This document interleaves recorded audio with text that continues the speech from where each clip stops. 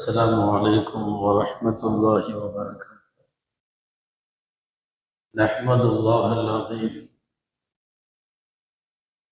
نصلي ونسلم على الرسول الكريم أما بعد فقد قال الله سبحانه عز وجل في كلامه القديم والفرقان الحميد: أعوذ بالله من الشيطان الرجيم. بسم الله الرحمن الرحيم. إن الشيطان يعدكم الفقر ويأمركم بالفحشاء والله يعدكم مغفرة منه وفضلا. صدق الله العظيم. அளவற்ற அருளாளனும் நிகரற்ற அன்புடையோனுமாகிய எல்லாம் வல்ல அல்லாஹுவின் பெயரால் துவங்குவோமாக. அருமை நாயகம் முஹம்மதுர் ரசூலுல்லாஹ் ஸல்லல்லாஹு அலைஹி வஸல்லம் அவர்களின் மீதும் நற்பாக்கியங்கள் நிறைந்த அவர்களுடைய உம்மத்தின் மீதும் குறிப்பாக புனித ரமதானுடைய ஜும்மா நன்னாளில் நம் அனைவர் மீதும் எல்லாம் வல்ல அல்லாஹுவின் நல்லருள் என்றென்றும் நிறைவாக உண்டாவதாக. ஆமீன். அல்லாஹுவின் பேரருளால் சங்கைக்குரிய ரமதானுடைய இரண்டாவது ஜும்மா இது. உலகமெல்லாம் புனித ரமதானில் கிடைக்கிற 1க்கு 70 மடங்கு நன்மை என்பதை கருத்தில் கொண்டு தொழுகைகளும் பகல் நோன்பும் இரவு வணக்கங்களும் தான தர்மங்களும் குர்ஆன் திலாவத்துகளுமாக நன்மைகளை பெற்றுக் கொள்ளுவதற்கு உலகம் முந்திக் கொண்டிருக்கிற அல்லாஹுவின் ஒரு பொன்னான பருவ காலம், நன்மைகளை கொள்ளையடிக்கிற ஒரு காலம் புனித ரமதான். அன்பானவர்களே, உடல் சார்ந்து பல்வேறு கடமைகள் இருப்பது போல் பொருளாதாரம் சார்ந்த முக்கியமான கடமை ஜகாத்து, சதகா போன்றவைகள். குர்ஆனிலே பொருளாதாரத்திற்கு 2 வார்த்தைகள் எதிரெதிராக அல்லாஹ் சொல்லுகிறான். குர்ஆனில் பொருளாதாரத்தை ஹைர் என்று ஒரு இடத்தில் அல்லாஹ் குறிப்பிடுகிறான். ஹைர் என்றால் நல்லது, நன்மை. இன் தரக ஹைரனில் வசியா.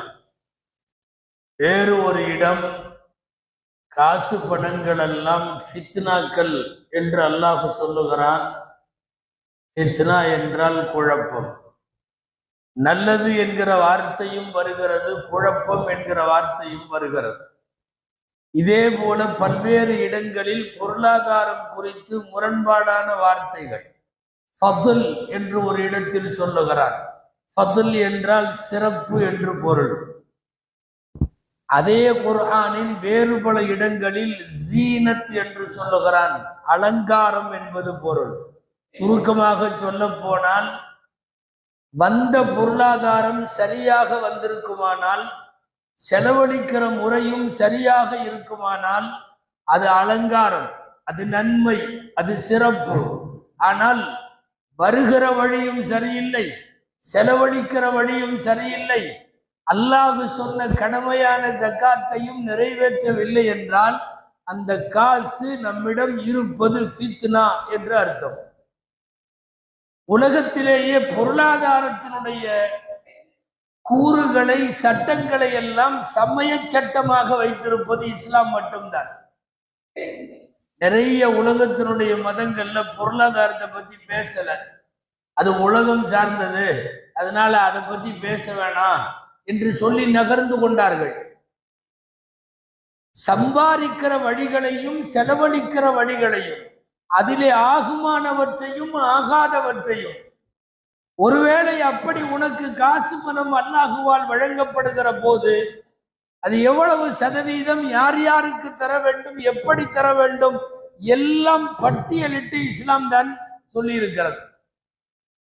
இஸ்லாத்தை பொறுத்தவரை பொருளாதாரத்துல முக்கியமான ஒரு கான்செப்ட் என்னன்னா, பொருளாதாரம் பணக்காரர்களுக்கு இடையிலே மாத்திரம் சுற்றக்கூடாது. அவர்களின் வெளியை தாண்டி, எல்லையை தாண்டி ஏழைகளுக்கு அது வந்து சேர வேண்டும். ஒரு ஜகாத்தினுடைய சிஸ்டம் இல்லை என்று சொன்னால், கைலாய கூன தூலத்தம் பைனல் அக்னியாஇ மின்கும், உங்களில் இருக்கிற பணக்காரர்களிடத்திலேயே அது சுற்றி கொண்டிருக்கும் என்று குர்ஆன் சொல்லுகிறது. குர்ஆன் கொஞ்சம் ஈவு இறக்கப்பட்டு நீங்க பார்த்து கொடுங்க அப்படிங்கிற மாதிரி வார்த்தையில கேட்கல. நீங்க கொஞ்சம் பார்த்து பண்ணுங்க, அந்த வார்த்தை குர்ஆன்ல இல்ல. எப்படி இருக்கிறது தெரியுமா? ஒஃபி அம்வாலிஹிம் ஹக்குன் மஅலூமுன் லிஸ்ஸாயிலி வல் மஹ்ரூம், உங்கள் பொருட்களில் இல்லாதவர்களுக்கு உரிமை இருக்கிறது என்று சொல்லுகிறார். உரிமைனா அவனுக்கு ரைட்ஸ், ஏழைகளுக்கு அவனுடைய காசு உன்னிடம் இருக்கிறது என்று இந்த வார்த்தைக்கு அர்த்தம். அவனுக்கு போய் சேர வேண்டியதை நீ கையில வைத்திருக்கிறாய் என்று அர்த்தம். அதனால கொஞ்சம் பார்த்து பரிவு காட்டுங்க என்கிற நிலைமையில் மார்க்கம் ஜகாத்தை சொல்லவில்லை. குர்ஆன்ல நிறைய இடங்கள்ல ஒரு வார்த்தை இப்படி வருது. அல்லாஹ் சொல்லுகிறான், நான் கொடுத்த காசுல இருந்து நீ கொடு. உன் காசுல இருந்து கொடுன்னா அந்த கேட்கிற தோரணை வேற மாதிரி இருக்கும், பார்த்து பண்ணுப்பாங்கிற மாதிரி இருக்கும். நான் கொடுத்திருக்கிறேன்ல, அதுல இருந்து கொடு. பாத்துகும் இம்மான் இல்லாஹ் இல்லதி ஆதாக்கும், உங்களுக்கு நான் கொடுத்ததிலிருந்து கொடுங்கள். கிட்டத்தட்ட அல்லாஹ்ட்ட நாம இது கடன் கொடுக்கிற மாதிரி. கடன் வாங்கினா திரும்ப கொடுத்தாகணும், கடனை திரும்ப கொடுத்தாக வேண்டும். ஏழைகளுக்கு நாம் கடன் பட்டிருக்கிறோம் என்று அர்த்தம். இல்லாதவர்களுக்கு கடன் பட்டிருக்கிறோம். இறைவன் அந்த கடனை ஜகாத் என்று பெயர் வைத்திருக்கிறான். அவன் கடனாளி வாங்குவதற்கு வந்தால், அல்லது குறிப்பிட்ட காலம் நீ வைத்திருந்தால் அந்த காலத்தில் போய் கடனை செலுத்த வேண்டும். செலுத்த விடாமல் ஒவ்வொரு மனிதனுக்கும் இயற்கையில் பொருளாதாரத்தின் மீதான பேராசை அவ்வளவு சீக்கிரமா வெளியே காசை விட மாட்டேங்குது. மனசு அதுக்கு இல்லை. குர்ஆன்ல காசும் நாமளும் எந்த மாதிரி இருக்கும்னு குர்ஆன்ல வார்த்தைகள் வருகிறது.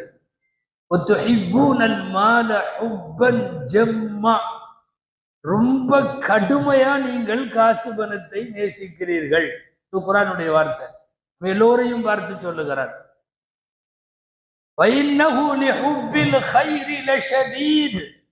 காசு பணத்தை ரொம்ப கடுமையாக நேசிக்கிறான். குர்ஆனின் பல்வேறு இடங்களில் பொருளாதாரம் நம்முடைய பெட்டியை விட்டு, பாக்கெட்டை விட்டு வெளியில வருவதற்கு கஷ்டப்படுகிறது என்கிற வார்த்தை அடிக்கடி ஓதுற வயலுள்ளி புள்ளி சூறாவில் அல்லாஹ் சொல்லுவான். எடுத்து எடுத்து எண்ணி எண்ணி பார்த்து அது எப்பவுமே இருக்கும்னு நினைச்சுக்கிட்டு உள்ள வச்சுக்கிறான். ஜமஅ மாலன் வஅத்ததா, காசை எடுக்கிறான், எண்ணி பார்க்கிறான். வயஹ்சபு அன்ன மாலஹு அஹ்லதா, அந்த காசு அவனுக்கு நிரந்தரமாக இருக்கும் என்று நினைக்கிறான். எண்ணி எண்ணி பார்ப்பதும் அதை நிரந்தரமாக இருக்கும் என்று நினைப்பதும் தவறு. அன்பானவர்களே, புனித ரமலான் தொடங்கிவிட்டால், நான் சொல்லுவது சஹீஹுல் புகாரியில ஈமான் என்று ஒரு பாடம், கிதாபுல் ஈமான். கிதாபுல் ஈமானுடைய பாடத்துல வஹி வருவது சம்பந்தமான பாடம். வஹியினுடைய பாடத்தில் வருகிறது, பெருமானார் ஸல்லல்லாஹு அலைஹி வஸல்லம் ரமலான் மாதம் வந்துவிட்டால் கான அஜ்வதமா யகூனு ஃபீ ரமலான், ரமலானிலே வேகமாக தர்மம் செய்வார்கள். அது வீசி அடிக்கும் காற்றை போல தர்மம் செய்வார்கள்னு வருது. அஜ்வதமா யகூனு ஃபீ ரமலான் அஜ்வது கர்ரீஹில் முர்சலா, காத்து அடிக்கிற போது குறிப்பிட்ட ஏரியாவுக்கெல்லாம் அடிக்காது, வெறும் இங்க மட்டும் போலாம், இங்க போவேணாம், நல்லா எல்லாருக்கும் பொதுவான காற்று. வீசும் காற்றை விட வேகத்தில் புனித ரமலான் வந்துவிட்டால், இந்த ரமலானிலே ஜிப்ரீலை சந்தித்தவுடன் எக்கச்சக்கமாக ரசூலுல்லாஹி ஸல்லல்லாஹு அலைஹி வஸல்லம் வாரி வழங்க துவங்கி விடுவார்கள் என்பது புகாரியினுடைய முதல் பாடம். கொடுத்தா காசு காலியா போயிரும், கொடுத்தா தீந்து போயிரும் என்று உங்களுக்கு ஷைத்தான் வாக்குறுதி கொடுக்கிறான். ஆனால் கொடுத்தால் அதிகம் கிடைக்கும் என்று அல்லாஹ் வாக்குறுதி கொடுக்கிறான். 3வது ஜுஸுல இருக்கிற ஆயத்து இது. ஷைத்தானு யஇதுகுமுல் ஃபக்ர், தீர்ந்து போய்விடும், வறுமை வந்துவிடும் என்று ஷைத்தான் வாக்களிக்கிறான். அல்லாஹு யஇதுகும் மக்ஃபிரத்தம் மின்ஹு வ ஃபத்லா, ஃபத்ல்னா இருக்கிறத விட அதிகமாகும் என்று அல்லாஹ் வாக்குறுதி தருகிறான். இந்த ரெண்டில் நாம் எந்த வாக்குறுதியில இருக்கிறோம் என்பது முடிவாக வேண்டும். தீர்ந்து போய்விடும் என்று சொல்லுகிற ஷைத்தானின் வாக்குறுதியா, அல்லது நீ கொடுத்தால் இறைவன் அதிகமாக கொடுப்பான் என்கிற அல்லாஹுவின் வாக்குறுதியா? பெருமானார் ஸல்லல்லாஹு அலைஹி வஸல்லம் சத்தியமிட்டு பொருளாதாரத்தில் சொன்னது 3 செய்தி சத்தியமிட்டு சொன்னார்கள். 3ம் நம் கவனத்திற்கு இந்த புனித ரமலானுடைய நேரத்தில் சிந்தனைக்கு வர வேண்டியவை. 1, மா காலத்தி ஜகாத்து கத்தன் கத்து இல்ல அஹ்லகத்து. ஜக்காத்து வெளியே போகாம உள்ளேயே கலந்துருந்துச்சுன்னா இந்த இருக்கிறதையும் சேர்த்து அழிச்சிரும். இது அல்லாஹ்வின் தூதர் சொல்லுகிறார்கள். மா காலத்தி ஜகாத்து மாலன், ஜக்காத்து வெளியே போகாமல் உள்ளேயே இருக்குமானால் இருப்பதையும் சேர்த்து அதை அழித்துவிடும். இது 1வது. அல்லாஹ்வின் தூதர் சத்தியமிட்டு சொன்ன 2வது செய்தி, மன் அத்தா ஜகாத்த மாலிஹி ஃபகத் ذهب عنه شره. யார் தனது பொருளுக்குரிய ஜக்காத்தை செலுத்தி விட்டாரோ அவரின் தீங்கு அவரை விட்டும் போய்விட்டது. அதாவது வெளியே போற தீங்கு, வெளியே போற நோய், வெளியே போற முசீபத் போக விடாமல் பிடித்து உள்ளுக்குள்ளே வைத்திருக்கிறோம் என்று அதற்கு அர்த்தம். இது 2வது சத்தியம். பெருமானார் ஸல்லல்லாஹு அலைஹி வஸல்லம் பொருளாதாரத்தின் விஷயத்தில் அல்லாஹ்வின் மீது ஆணையிட்டு சொன்ன 3வது செய்தி, மா நஃபகத் மா நகசத் மாலும் மின் சதகா. ஒருபோதும் தர்மத்தால் காசு குறைந்து போகாது, ஒருபோதும் குறையாது. நான் கொடுத்து ஏழையாகிவிட்டேன் என்று நடுத்தரவில் இறைவன் யாரையும் நிப்பாட்டவில்லை. அந்த காலத்தினுடைய கொடை வள்ளல்கள் ஹாத்திம் தாயில இருந்து இந்த காலத்தில் வாரி வழங்குகிற வரைக்கும் வழங்கியதால் அவர்கள் வீதிக்கு வந்து விட்டார்கள் என்று ஒரு வரலாறு நிச்சயமாக கிடையாது. சில பேர் கஞ்சத்தனமா கொடுக்காம இருக்கிறாங்க. அல்லாஹ் அதை சொல்லுகிறான். கஞ்சத்தனமா அப்படியே காசு வச்சிருக்கிறவங்கள அல்லாஹ் விட்டு வச்சிருக்கிறது நல்லதுன்னு நினைக்காதீங்க. வலா யஹ்ஸபன்னல்லதீன யப்கலூன், யப்கலூன்னா கஞ்சத்தனம் செய்யறவங்க, பிமா ஆதாஹுமுல்லாஹ், அல்லாஹ் வழங்கியதில் வழங்காமல் கஞ்சத்தனம் செய்வோர் கைரல் லஹும் பல் ஹுவ ஷர்ருல் லஹும், நல்லது என்று அவர்கள் கருத வேண்டாம், அது அவர்களுக்கு கெட்டது என்று சொல்லுகிறார். பொதுவாக அல்லாஹ்வுடைய பாணி, கடமைகளை சரிவர செலுத்தாத போது அவனுக்கென்று வேறு முறை இருக்கும், வாங்கி கொள்ளுவதற்கு அவனுக்கு வழி தெரியும். அதனால் சொல்லுகிறான், நல்லது என்று நினைக்க வேண்டாம். இவ்வாறு கொடுப்பது யாருக்கெல்லாம் அல்லாஹ் கொடுக்கிற அளவுக்கு வச்சிருக்கானோ அவர்கள் கோடி முறை அல்ஹம்துலில்லாஹ் சொல்ல வேண்டும். என்னன்னா, வாங்குகிற நிலைமை இல்லாம கொடுக்கிற நிலைமைக்கு வச்சிருக்கிறதுக்கு எவ்வளவு பெரிய நன்றி செலுத்த வேண்டும். இந்த பணக்காரங்கள்லாம் நிறைய சஹாபாக்கள் காலத்துல, ஸல்லல்லாஹு அலைஹி வஸல்லம் காலத்துல நிறைய தான தர்மம் பண்ணாங்க. அவங்க நன்மை ஏறிக்கிட்டே போகுது. இந்த சஹாபாக்கள்ல கொஞ்சம் ஏழைகளான சஹாபாக்கள்லாம் இருந்தாங்க, கொடுக்க முடியாது. கரெக்டா 2 தடவை பணக்காரங்க செய்யற மாதிரியே இவங்களும் தொழுகிறாங்க, இவங்களும் நோன்பு வைக்கிறாங்க, இவங்களும் எல்லாம் பண்றாங்க. ஆனா திடீர்னு இருக்கிற காசுல கொஞ்சம் அள்ளி கொடுத்த உடனே அவங்க நன்மை ஏறிடுது நிறையா. இவங்களுக்கு அங்க மட்டும் ஏற மாட்டேங்குது. போய் சொன்னாங்க, எங்கள்கிட்ட காசு இருந்தா நாங்களும் கொடுத்துருவோம், எங்கள்கிட்ட காசு இல்லை, நாங்க தொழுகிற மாதிரி தான் அவங்களும் தொழுகிறாங்க, நாங்க நோன்பு வைக்கிற மாதிரி தான் அவங்களும் நோன்பு வைக்கிறாங்க. ஆனா திடீர்னு தர்மம்னு ஒண்ணு பண்ணி எங்களை விட எக்கச்சக்கமா ஏறிடுது அவங்களுக்கு நன்மைகள், நாங்க என்ன பண்றதுன்னு கேட்டாங்க. ஸல்லல்லாஹு அலைஹி வஸல்லம் இந்த ஏழை சஹாபாக்கள் அதனால ஆறுதல் சொல்லணுமேங்கிறதுக்காக நாம இப்போது ஓதுகிறோம் அல்லவா, தொழுகைக்கு பின்னால சுபஹானல்லாஹ் 33 தடவை, அல்ஹம்துலில்லாஹ் 33 தடவை, அப்புறம் அல்லாஹு அக்பர் 34 தடவை, அல்லது கடைசி லா இலாஹ இல்லல்லாஹ் மொத்தம் 100 தஸ்பீ, இதை நீங்க ஓதுங்க, அல்லாஹ் உங்களுக்கு அந்த நன்மையை கொடுத்துருவான்ட்டாங்க. சந்தோஷம். அவங்க வந்ததுக்கு அப்புறம் என்ன சொன்னாங்க தெரியுமா ரசூலுல்லாஹ்ட்ட? ذهب اهل الدثور بالأجور يا رسول الله. அல்லாஹ்வின் தூதரே, கூலியவெல்லாம் பணக்காரங்க வாங்கிட்டு போயிடுறாங்களே அப்படின்ட்டு தான் வந்தாங்க. இதை சொன்ன உடனே சந்தோஷமாயிருச்சு. போய் உட்காந்து சுப்ஹானல்லாஹ் அல்ஹம்துலில்லாஹ்னு பணக்காரங்க அதை விசாரிச்சாங்க. என்னமோ ஸ்பெஷலா ஓதுற மாதிரி இருக்கே, என்ன? இல்ல ஸல்லல்லாஹு அலைஹி வஸல்லம் இப்படி சொல்லி கொடுத்தாங்க. அவங்களும் உட்காந்து ஓத ஆரம்பிச்சிட்டாங்க சுப்ஹானல்லாஹ் அல்ஹம்துலில்லாஹ். திரும்ப இவங்க வந்தாங்க, ஏழை சஹாபாக்கள். நீங்க அவங்க தர்மம் செய்யறதுக்கு ஈக்குவல் பண்றதுக்கு தான் எங்களுக்கு இதை கொடுத்தீங்க, இப்போ அவங்களும் ஓதுறாங்களே அப்படின்னு சொன்ன போது ரசூல் ஸல்லல்லாஹு அலைஹி வஸல்லம் சொன்னார்கள், தாலிக ஃபதுலுல்லாஹி யுதீஹி மன் யஷா. நான் என்ன செய்ய, இது அல்லாஹ்வுடைய ஒரு பெரிய சிறப்பு, அல்லாஹ்வுடைய ஒரு பரிசு. நாடியவர்களுக்கு தருகிறான், பணக்காரர்களுக்கு அதை தந்திருக்கிறான். சொல்ல வர்றது என்னன்னா, கொடுத்திருப்பதற்காக இறைவனுக்கு நன்றி செய்ய வேண்டும். எத்தனையோ பேரிடம் கொடுக்கவில்லை, ஆனால் கொடுத்தவன் கொடுத்து விட்டு ஒரு குறிப்பிட்ட சதவீதம் மாத்திரம் நீ வெளியில கொடுத்து விடு என்று கேட்கிற போது அவனுக்கு கொடுக்க வேண்டிய பொறுப்பு நமக்கு உண்டு. அதாவது வசூல் பண்றதுக்கு அல்லாஹ்வுக்கு வழி தெரியும். ஒரு 10,000 ரூபாய் ஒருத்தர் ஜக்காத்து கொடுக்கணும், அவரு கொடுக்கல, ஒன்றும் பிரச்சனை இல்லை, லைஃப் நல்லா தான் போயிட்டு இருக்கும். இந்த 10,000க்கு பதிலாக 1,00,000 வாங்குவதற்கு அல்லாஹ்வுக்கு வழி தெரியும். நமக்கு அப்போது அது புரியாது. நாம கொடுக்காம உள்ள வச்சிருந்த காசு தான் இப்ப 10,000 என்பது 1,00,000 வேலையை காட்டுகிறது என்று புரியாது. அன்பானவர்களே, உலக வரலாற்றில் பூமி, குர்ஆனுடைய வரலாற்றுல சொல்றேன், குர்ஆன் கூறும் வரலாறுகளில் பூமி 2 தடவை பிளந்திருக்கிறது. 2 தடவை பிளந்திருக்கிறது. ஒரு தடவை பூமி பிளந்த போது ஒருவன் உள்ளே போனான். அவனுக்கு காரூன் என்று பெயர். அவனிடத்துல அப்போது இருந்த அல்லாஹுவின் தூதர் போய், உன் காசில தர்மம் செய்யு கேட்டார். தர்மம் செய்.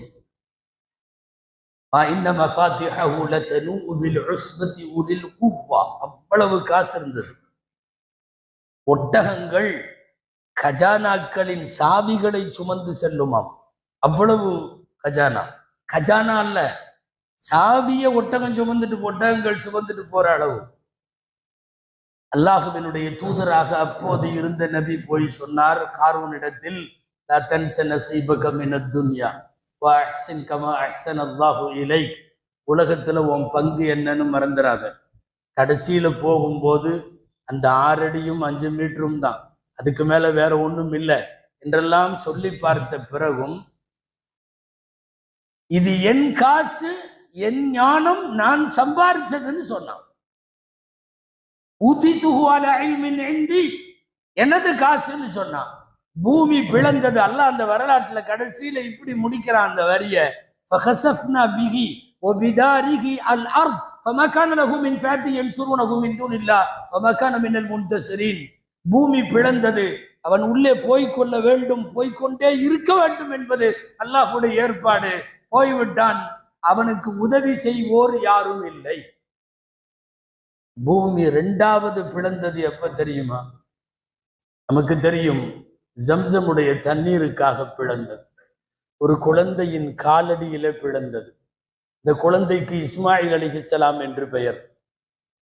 அவங்க காலை உதறிய இடத்தில் அல்லாஹ் பூமிக்கு அதிசயமாய், அதுவும் தண்ணீருக்கான வாய்ப்புகளே இல்லாத பாறை முகடுகளுக்கு இடையில இருந்து தண்ணீரை அல்லாஹ் வெளியிலே கொப்பளிக்க வைத்தான்.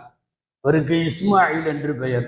அந்த இஸ்மாயில் அலைஹிஸ்ஸலாமை பற்றி குர்ஆன்ல ஒரு வார்த்தை வருது, وَكَانَ يَأْمُرُ أَهْلَهُ بِالصَّلَاةِ وَالزَّكَاةِ وَكَانَ عِندَ رَبِّهِ مَرْضِيًّا.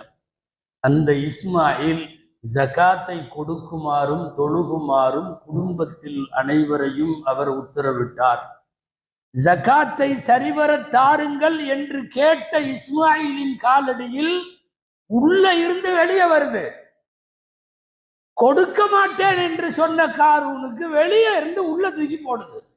பூமி பிளக்கிற போதும் இந்த 2 வித்தியாசம் இருக்கிறது. நாம் கொடுக்க வேண்டிய அளவை கணக்கிட்டு கொடுத்து விட்டால் எந்த பூமியை பிளந்தும் அல்லாஹ் கொண்டு வந்து நமக்கு சேர்த்து விடுவான், கொடுத்ததற்கு மேல். இல்ல நான் இங்கேயே வச்சுக்கிறேன், கொடுத்தா தீந்து போயிரும்னு உள்ளேயே கொஞ்சம் நம்ம ஸ்டோரேஜ் பண்ணா எல்லாம் சேர்ந்து கெட்டு போயிரும். சமயங்களில் பூமியை பிளந்தாவது வரவேண்டிய பணத்தை வசூல் செய்து விடுவதற்கு அல்லாஹுவால் முடியும். அரபியில 2 வார்த்தை இருக்கு, தக்வீன் ஒரு வார்த்தை, தஷ்ரீஅன்னு ஒரு வார்த்தை. என்ன அர்த்தம் தெரியுமா? ஷரியத்து படி நீ கொடுக்கல அப்படிங்கிற பட்சத்தில் அவன் தக்வீன், உலக ஓட்டத்துல அவன் உங்ககிட்ட எப்படி வாங்கணுமோ அப்படி வாங்கிடுவான்னு அர்த்தம். அதனால் தான் யாருக்கெல்லாம் அல்லாஹ் வழங்கும் வகையில் வைத்திருக்கிறானோ, வழங்கும் சூழ்நிலையில் வைத்திருக்கிறானோ, இதுல யாரும் போய் சொல்ல வேண்டியதில்லை. நாம எவ்வளவு கொடுக்கணுங்கிறது அவங்கவுங்களுக்கு தெரியும். ஒரு சில பேர் 5000 10,000 செலவு தர வேண்டும், சில பேர் 5 லட்சம் 10 லட்சம் தர வேண்டும். எவ்வளவு தர வேண்டும் என்பது அவரவர்களுக்கு தெரியும். கணக்கு எவ்வளவு என்று ஷரியத்து சொல்லி இருக்கிறது. முக்கியமான ஒரு செய்தி என்னன்னா, நீயா பார்த்து ஏதாவது கொடுப்பான்னா, ஏதாவது பார்த்து போட்டு கொடு அப்படிங்கிற மாதிரி சொன்னோம்னா, அவர் பாக்கெட்ல இருந்தோ அவருடைய உள் பாக்கெட்டுக்கெல்லாம் கை அவ்வளவு சீக்கிரம் போகாது. அதனால இது நீ முடிவு செய்ய வேணாம், நீ எவ்வளவு கொடுக்கணுங்கிறத நானே முடிவு செய்யறேன்னு கணக்கை அல்லாஹ் போட்டான். இப்ப பிரச்சனை அதுதான். என்னன்னா, நம்ம கையில விட்டுருந்தா நடக்காது. நம்ம கையில விட்டுருந்தோம்னு வைங்களேன், தராவீக 2 ரக்காயத்தை தான் இருக்கும். இந்த தொழுகையுடைய ரக்காயத்தை எல்லாம் பிக்ஸ் பண்ணி சொல்லிட்டான் அல்லாஹ். ஃபஜ்ர்ல 2, அவ்வளவுதான். லுஹுர்ல இப்படி 4, மக்ரிப்ல 3. இந்த பிக்சிங் வந்து நம்மள்கிட்ட கொடுக்கல, அல்லாஹ்வா பண்ணிட்டான். அந்த மாதிரி நான் எவ்வளவு ஜகாத்து கொடுக்க வேண்டும், இதை ஏன் பொறுப்புல விட்டுருந்தா அவ்வளவு சீக்கிரமாக மனிதன் முன் வர மாட்டான். அதனால தங்கம் வெள்ளி வச்சிருக்கியா, இப்படி கொடுத்துரு. விவசாய நிலம் விளைச்சல்லாம் வந்துட்டு இருக்கா, இப்படி கொடுத்துரு. கால்நடைகள் ஆடு மாடெல்லாம் வச்சிருக்கியா, இப்படி கொடுத்துரு. வியாபார சரக்கு ரொக்க பணம் இதெல்லாம் வச்சிருக்கியா, இப்படி கொடுத்துரு. கணக்கை அல்லாஹ் போட்டான். உலகத்துல 3 விஷயம் இருக்கு. இந்த கணக்குல நாம உள்ள போகவே கூடாதான் 3ல. ஏன்னா இந்த கணக்கு பிக்சிங் பண்ணி அல்லாஹ்வா சொல்லிட்டான். அந்த கணக்கு ஒண்ணு ஜகாத்து, இன்னொன்னு கனிமத் என்று சொல்லக்கூடிய போரின் போது கிடைக்கிற பொருட்கள், கொள்ளை பொருட்கள்னு சொல்லுவாங்க. அந்த காலத்துல 5 பங்கா வைக்கணும், 1 பங்கை இப்படி கொடுத்துடணும், மிச்சம் 4 பங்குல. இது இந்த அளவெல்லாம் குரான்லயே வருது. கனிமத்து. 3வது வாரிசுரிமை சட்டம். பையனுக்கு 2, பிள்ளைக்கு 1, மனைவிக்கு வந்து குழந்தை இருந்தா 4ல் 1, குழந்தை இல்லைன்னா 8ல் 1, மனைவிக்கு 8 பாகத்தில் 1 பாகம் தந்து விட வேண்டும். இறந்து போனவருக்கு குழந்தைகள் இருந்தால், இறந்து போனவருக்கு குழந்தை எல்லாம் இல்லைன்னா மனைவிக்கு 1/4 அவ்வளவு கொடுத்துடணும். பெற்றோர்கள் இருந்தால் 6ல் 1 பங்கு தரணும். இந்த கணக்கையும் நம்மள்கிட்ட கொடுக்கல. ஏன்னா குடும்பங்கள்ல அவங்கவுங்களுக்கு பிடிச்ச மாதிரி ஒரு மாதிரி அவெல்லாம் கணக்கு போட்டு சில பேர்த்துக்கு ஒண்ணும் இல்லாம பண்ணிடுவாங்க, சில பேர்த்துக்கு எக்கச்சக்கமா அள்ளி கொடுத்துருவாங்க. இதுல வந்து சாமர்த்தியக்காரன் பிழைத்து கொள்வான். இதையெல்லாம் வைத்து மார்க்கம் அல்லாஹ்வே தீர்ப்பு செய்து விட்டான். வாரிசுரிமை சட்டத்துல நீ எவ்வளவு கொடுக்கணுங்கிறத நான் சொல்ற மாதிரி கொடு, ஜகாத்தில நீ எவ்வளவு கொடுக்க வேண்டும் என்பதை நான் சொல்ற மாதிரி கொடு, கனிமத்து பொருளிலும் நான் சொல்ற மாதிரி பிரித்துக்கொள் என்று அல்லாஹ் சொன்னதுல இருந்து நம்மளா உட்காந்து வீட்டுல உள்ள தகப்பனாரு பசங்க அண்ணன் தம்பி எல்லாம் உட்காந்து நம்ம இந்த வருஷம் எவ்வளவு கொடுக்கலாம் அப்படின்னு ஒரு ஆலோசனை தேவையில்லை. அந்த ஆலோசனை அவசியம் இல்லை. அந்த ஆலோசனையை தேவையில்லை என்று சொல்லி அல்லாஹ்வா முடிவு செய்து விட்டார். எனவே வழங்கும் நிலையில வைத்திருப்பவர்கள் அல்லாஹுவுக்கு நன்றி செலுத்தி வழங்க வேண்டும். கொடுப்பதற்கெல்லாம் 70 மடங்கு என்று தீர்மானிக்கப்பட்டிருக்கிற ஒரு புனித ரமலான் இன்னமும் நாட்கள் இருக்கிறது. ரமலான் முடிவதற்குள்ளாய் நமக்கான பொருளாதார பலம் என்ன என்பது ஊர் உலகத்துக்கு கூட தெரியாது என்றாலும் நமக்கும் அல்லாஹுவுக்கும் நன்றாக தெரியும்.